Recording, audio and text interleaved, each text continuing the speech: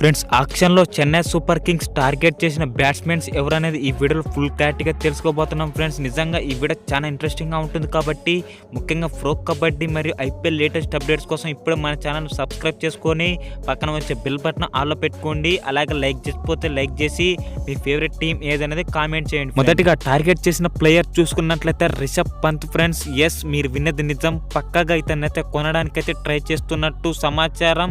అలాగే సురేష్ రైనా కూడా చెప్పడం జరిగింది, మీరు ఒక పర్సన్ అయితే ఎల్లో జెర్సీలో చూడబోతున్నారని.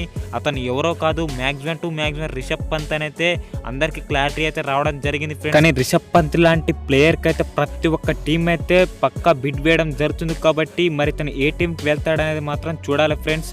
అలాగే రెండో ప్లేయర్ చూసుకున్నట్లయితే ఈశాన్ కిషన్ ఫ్రెండ్స్. ఎస్, మీరు వినది నిజం. ఇతను కూడా టార్గెట్గా పెట్టుకోవడం అయితే జరిగింది ఫ్రెండ్స్. అలాగే కుంటెన్ డికాక్ను కూడా టార్గెట్గా పెట్టుకోవడం అయితే జరిగింది.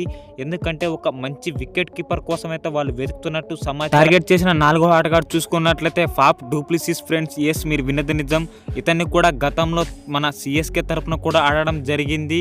అలాగే ఇతని కోసం టార్గెట్ కూడా పెట్టడం జరిగింది ఫ్రెండ్స్. వాళ్ళకైతే ఒక మంచి ఓపెనర్ అయితే ఇప్పుడు లేడు కాబట్టి పక్కగా డూప్లిసిస్ తీసుకోవాలన్నట్టు సమాచారం. నెంబర్ 3లో ఒక పర్ఫెక్ట్ బ్యాట్స్మెన్ కోసం అయితే వెతుకుతుండగా వీళ్ళకైతే ఒక మంచి ఆప్షన్ అయితే రాహుల్ త్రిపాఠి ఫ్రెండ్స్. మరి ఇతన్ని కొంటే ఎక్సలెంట్ గా ఉంటుంది.